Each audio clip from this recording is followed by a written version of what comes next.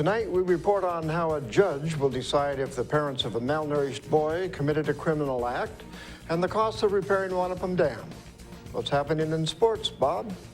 Ephrata Tigers baseball knocked off West Valley at home last night. Stick around to find out how they pulled it off. Here's a peek at our Weather Center forecast.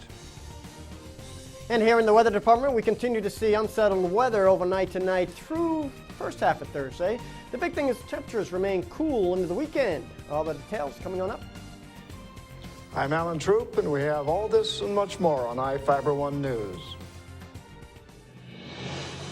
From the iFIBER 1 HD studio here in the heart of the Columbia Basin, this is iFIBER 1 News.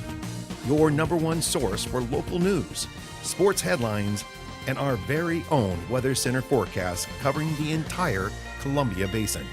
This is iFIBER 1 News, and it starts now.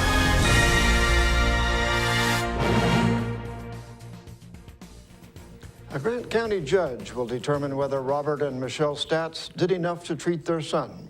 The couple is charged with criminal mistreatment in the first degree and criminal mistreatment in the second degree after their nearly 3-year-old son was reportedly found malnourished and brain damaged after suffering a heart attack. Prosecutors and the couple's defense attorneys agreed to a stipulated facts trial, meaning both sides agreed to the facts in the case but disagree whether they constitute a crime. Grant County Judge Evan Spurline was presented with roughly 300 pages of evidence, including police reports, interview transcripts, and photographs. The judge will review the material and hold a hearing for closing arguments before making a decision. The Statz ignored recommendations to hospitalize the boy and used prayer and alternative medicine in hopes of getting their son to eat and become healthier. Fixing Tumwater Dam may cost $61 million. A preliminary estimate was presented Tuesday to the PUD commissioners.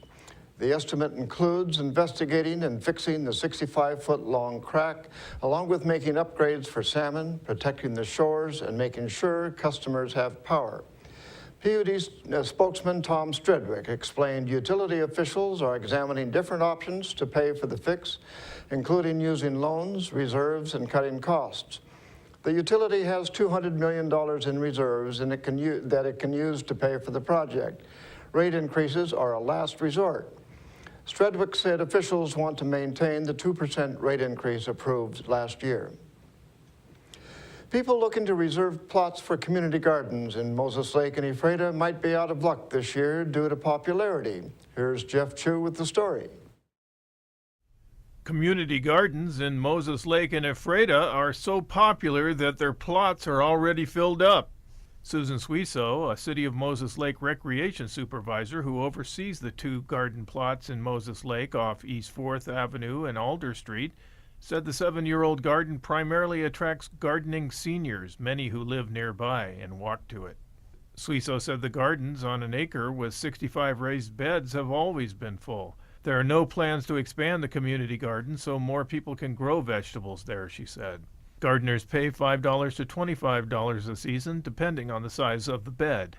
They have access to water and tools. Ephrata's 2-year-old community garden, sponsored by Grant County Health District's Healthy Communities program, has 20 raised beds and a ground-level patch to grow food bank vegetables. Ephrata master gardeners have added an herb bed near the garden's entrance.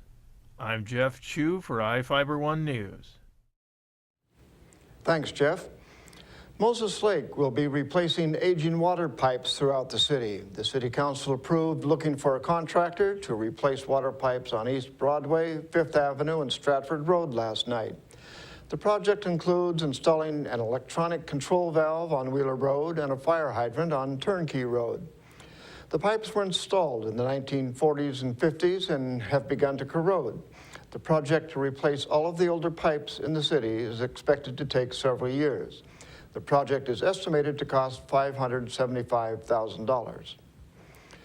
Chief Academy Cafe is closing May 11th after teaching about 350 Moses Lake High School students the skills needed to run a restaurant. The cafe will move and open at the new Columbia Basin Technical Skills Center at 900 East Yonezawa Boulevard. The Skills Center is scheduled to open in June.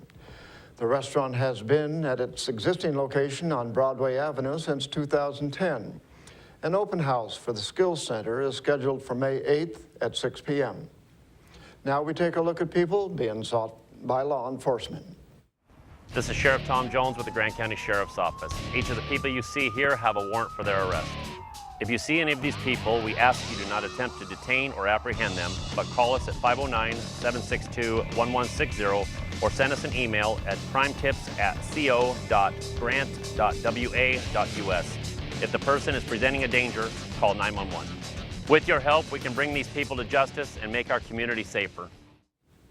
We'll be right back after this.